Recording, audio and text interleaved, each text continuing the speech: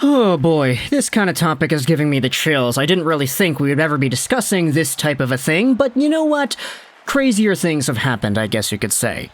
So, let's talk about the Ottawa Senators and go over their need for defense. It's been quite the topic over the past few months, how Pierre Dorion and his guys have been kind of in the market for a D-man the past little while. We've seen conversations connecting the Sens to names like Jacob Chychrun, we saw a thing about Winnipeg Jets defenders, we also talked about Tyler Myers and whether or not he would be an acceptable upgrade for this team on the right side.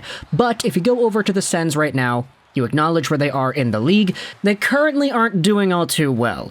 Even though we had ourselves the summer of Dorion going out there with DeBrincat, Giroux, Talbot, etc., the team is still far outside of the postseason dance. The Capitals are holding on to the last wildcard spot with 38 points. The Sens have 30 points at the moment. Now, sure, they're 6-3-1 in their last 10, which is above 500, but still, there's a little bit of work that needs to be done here if you're trying to push for Ottawa to be making the dance in the first place, and so the priority of upgrading the blue line does not seem to have waned any time in the past little while here.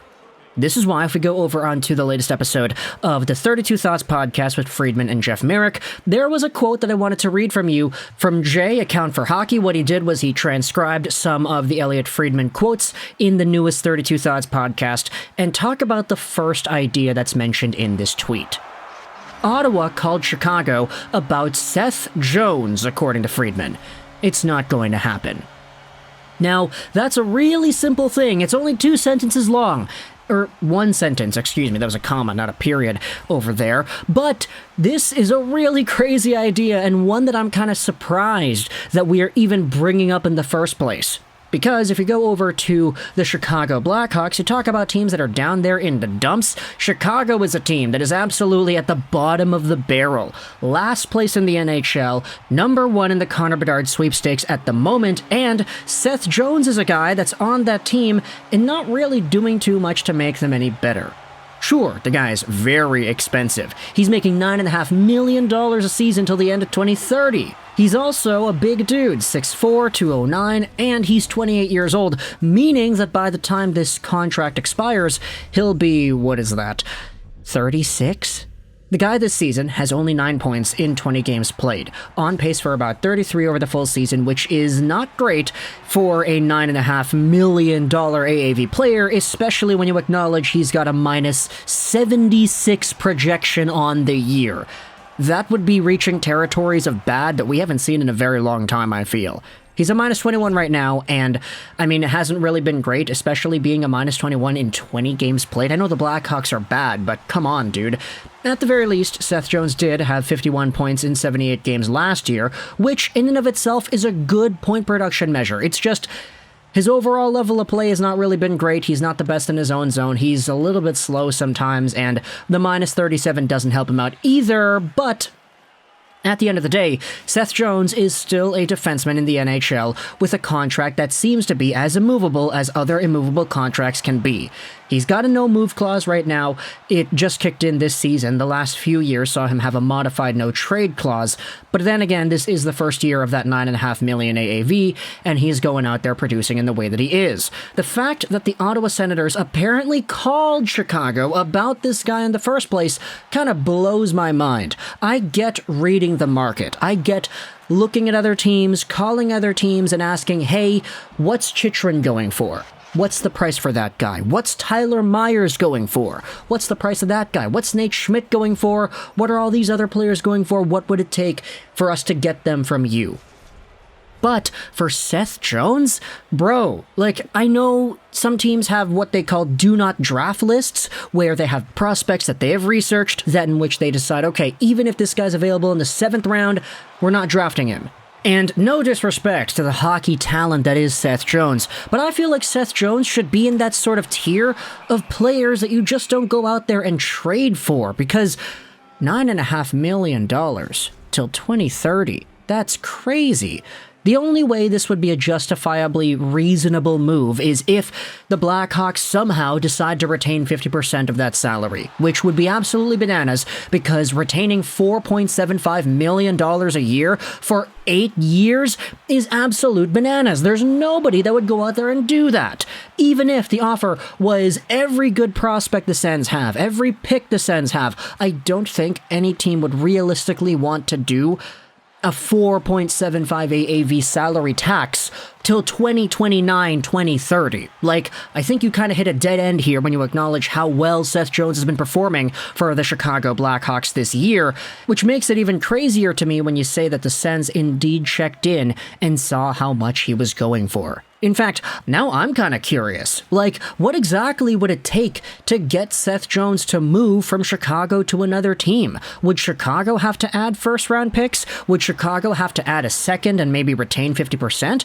They probably wouldn't want to do that, but who really knows? The Blackhawks have a new GM and management group now, so who knows what their philosophy is. If you get Connor Bedard, then what in the world is going to happen in 2026 when Connor Bedard needs a contract extension off his ELC and you've got 4.75 tied up into Seth Jones, who was over there in Ottawa because you retained 50%? Like, the hypotheticals are wild here, so it's kind of crazy to me that this conversation even happened in the first place. And as a result, I'm kind of intrigued as to deciding what was the breaking point there, because the tweet from Account for Hockey just says it's not going to happen. It doesn't say whether or not Chicago put their foot down and said, no, we're not retaining 50%, we're done here, goodbye. Or if it was Ottawa who said, okay, that price is too high, we're not going to go out there and make this trade, you done know. The language that's used in the tweet doesn't really go out there and clarify it. Of course, if you want to listen to the audio, you can go ahead and do that yourself. The link will be in the description to the 32 Thoughts podcast.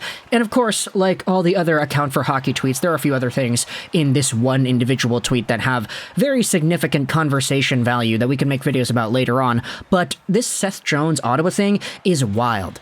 If you're talking about Tyler Myers, I'd rather have Myers over Jones. Like, I'm sorry, Tyler Myers has his own problems for sure, but he's making a significantly cheaper amount of money in a significantly lower amount of time. Nate Schmidt from Winnipeg, that in which we talked about already, I'd rather have him. I'd rather have Jacob Chychrun, even though the price for that guy might be extremely high, because the potential negative as to what a Seth Jones-like asset could bring for your team, that is something you need to worry about. Although I will say one more thing before we end this video, there's a conversation going on in the replies to this tweet asking whether or not it was Chicago or Ottawa to shut down the Seth Jones trade talks, and the idea that the Ottawa Senators are in a position of need and they wanted to acquire a guy like Jones because they're looking for defensemen is interesting, because it implies that Chicago might have been the ones to shut it down instead. If that's the case, if Ottawa was offering some stuff for Seth Jones and Chicago said, no, sorry, that's not enough, or no, sorry, we don't want to retain salary, then I'm kind of intrigued as to what the offer was. You know, like, what is the Chicago Blackhawks' own evaluation of Seth Jones if they're in a position to shut down any trades for this guy?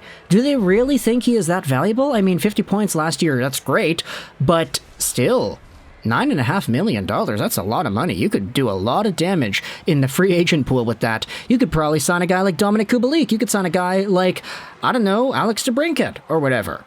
I know I'm kind of digging up old wounds, but I thought it was funny to talk about. But either way, let me know in the comments all your thoughts about this idea, the conversation between the Senators and the Blackhawks regarding Seth Jones, and whether or not Jones could be an actual trade target for the Sens. Who do you think was the party to shut it down? Was it Chicago that said, no, we're not trading him away for that, or we're not retaining salary, or was it Ottawa saying, no, the price is too high, no, you want a little bit too much, and sorry, your guy is not good enough to justify that kind of return that you're expecting? You can let me know your thoughts in the comment section below. Also, if you are a Sens fan, what are your opinions about the team potentially acquiring a guy like Seth Jones in the first place? Would you rather say, okay, screw it, just trade away all the stuff that Arizona wants for Chychrun, or give Vancouver what they want for Tyler Myers, just stay away from Jones? Or do you think Jones and his 50-point season last year is good enough to hold up in the court of public opinion and say, yeah, this is a good enough player that we can add to our blue line that makes us better and he can produce points?